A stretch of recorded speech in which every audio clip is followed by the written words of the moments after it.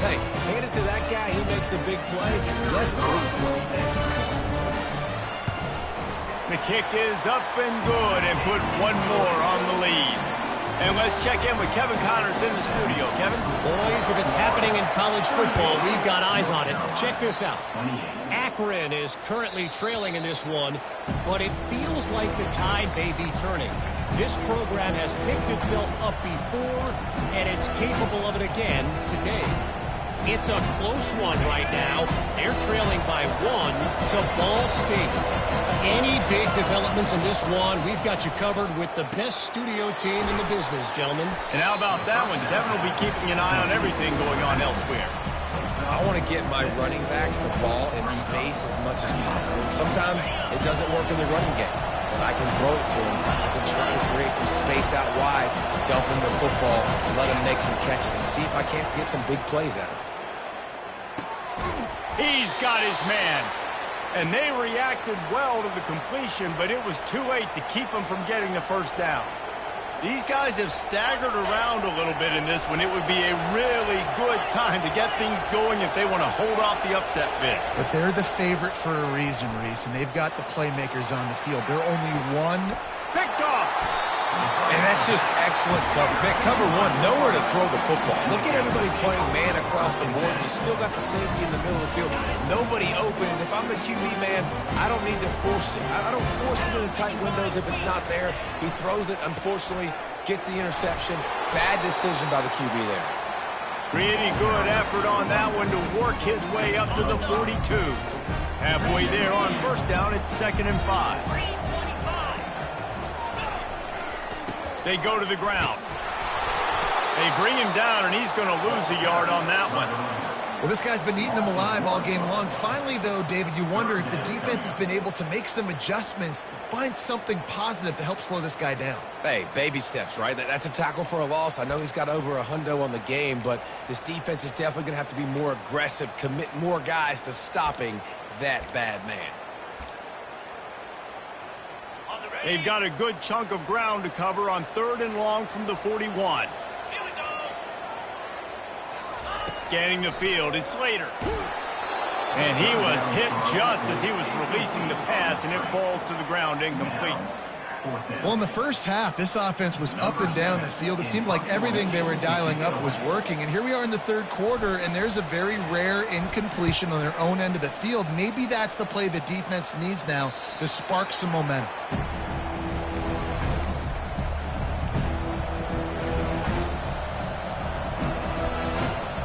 As they get set to snap it, time winding down here in the quarter.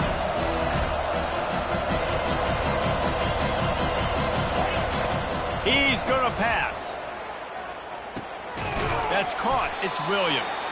Defense makes the tackle, and that will probably be the final play of the 3rd quarter.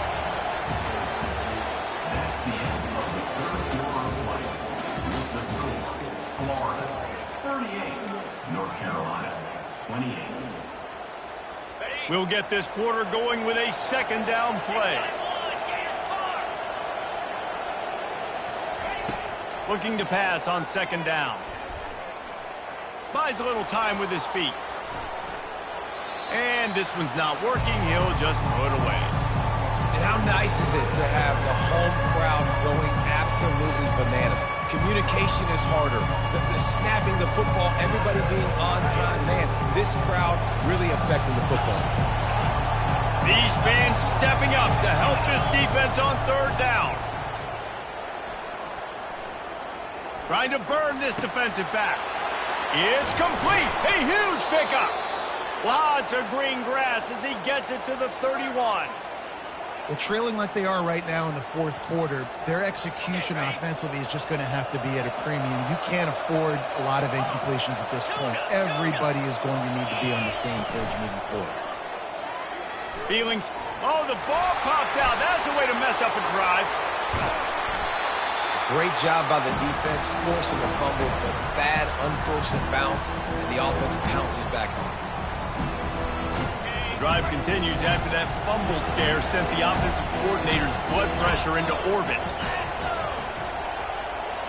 Dropping back, it's Harrell.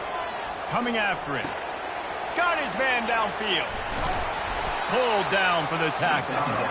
I'll tell you, you cannot count this team out because of who's playing quarterback. When this guy's in the game, it's never over. Yeah, they're trailing here in the fourth quarter, but this dude can put up points quickly. And a missed opportunity on third down as the defense knocks it free, and fourth down is coming up. Well, on third and short and field goal range, they dial up the pass play. Quarterback was trying to get through his progressions. There was just simply nobody open. Couldn't make an accurate enough throw. Ball falls incomplete. Now setting up a big decision here on fourth down. Pocket starts to collapse. And they get to him and sack the quarterback, and they'll stop the drive on down. And now my mindset has to completely change. Listen, we needed points. That's over. Like, plenty of time left, over 3 minutes on the clock. I got to get me a stop, and I got to get that football back so my offense can score some points. They'll run the ball. The clock is on their side. He's knocked down in the backfield. He'll lose a couple. And I think if you're the head coach, defensively now, obviously, you've got 3 timeouts in your back pocket. You're trailing at this point, and the offense is going to be running the football, trying to bleed the clock. They're going to take as much time off the game clock as they can before snapping it. You've got to start thinking about using some of those timeouts. And he just chucks it into the fourth row. And that goes down as incompletion, but that's a smart play.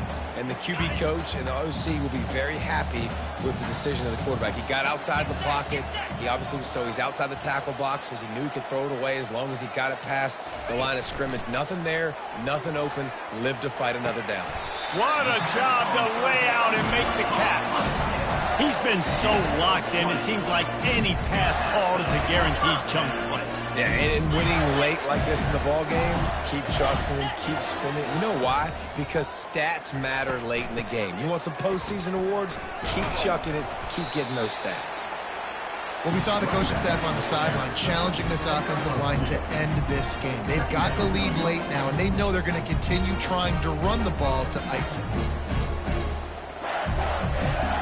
Picked up 2 yards on that last one. They need 8 on second down. Wide receiver now comes in motion. Jet sweep to the receiver. He's dropped behind the line of scrimmage. That'll be a loss of 3. Listen, the offense stars those plays where they want to get their playmakers the ball, and the defense understands it as well. I got to know when that guy comes in motion, he's a legit threat. They did, and you could tell they pulled the trigger and went and made a nice play. Now he's going to throw back to the middle. And here's the pick, and oh, did they need that right now. And they'll drag him down after a good return on the interception. He looked as if he thought he had it all the way, and this junior makes a play. You know, could that be the play that changes the momentum now in this game? Remember, they're down, and it seems like the opponent's got this game in hand, but because of that interception, could that be the play now that generates the momentum to give them a spark to maybe come back and steal this game? He's going for a big play downfield. Got it in stride inside the 20. Touchdown, UNC! And once he got loose, it was all over. Man, tight ends do so much for your offense. They block like crazy. You pull them, you use them all over the place. And when you got a guy that can do this, it's just the cherry on top of the sundae, making big plays, going half the field plus to get the big touchdown. He'll bring it back from inside his 5. He was hoping for something a little more dynamic, that they get him on the ground at the 20. First down here with time for maybe one more play until the 2-minute warning. They'll leave it with him. On the move at the 30. And how much running room have they been able to find just all day? They are piling up unbelievable rushing stats.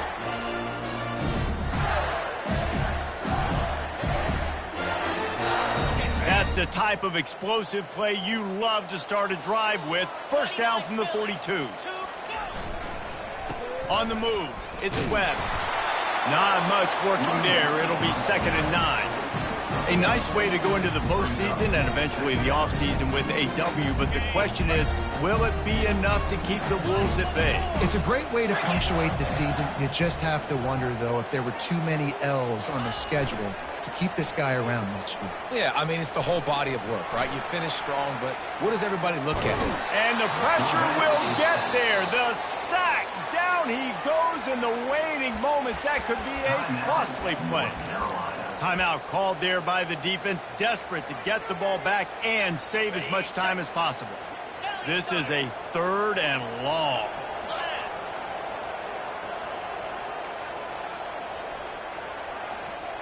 Receivers telling the quarterback what they see. On 3rd and long, no secret what he needs here. He uncorks one deep. Makes the grab on the right. He's brought down, but there's a flag on the field. Let's see what the call is. The officials throw the flag, but the offense won't need it. They'll decline that and keep the big play. And the Gators will snap it on 1st and 10. They'll give it on the counter. And he'll pick up 1. It brings up 2nd and 9. Kept it on the ground on 1st down. Now back to the line.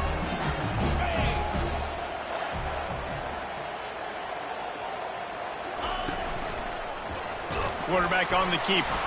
Nowhere to run on that one. He loses 4 on the carry. Defense uses a timeout quickly, trying to get that ball back and preserve time for their offense. A 3rd and long coming up here.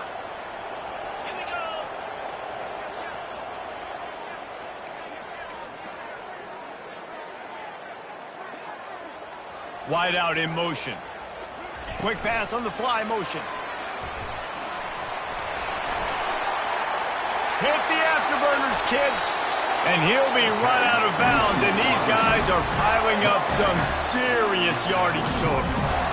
I love that play call, and I love the timing of the pre-snap motion. Because the quarterback was able to get it to the receiver right behind the offensive line, because of the timing, he was able to outflank the defense. That puts him out in space where he's able to use his speed. Nice job with the pre-snap motion and timing. They bring him down, and he's going to lose a yard on that one.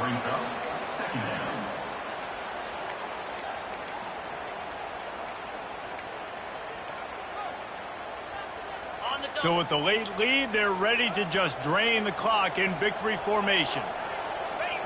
And the quarterback will just drop to a knee. When we get to the offseason and they start having coaching clinics, they're going to roll this game tape back to show both offenses.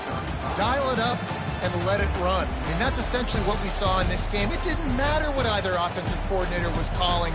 Everything seemed to work through throwing the football in the intermediate passing game, the RPOs, the run game, David. This was just clinical offensive football. And offenses have evolved so much. They can do so many different things, and they know how to use their playmakers, get speed and space, make those big plays. So that's why offenses are ahead of defenses in this game. It was no different. So that's going to do it for us. For Jesse Palmer, David Pollack, I'm Reese Davis saying so long. This has been another presentation of EA Sports College Football.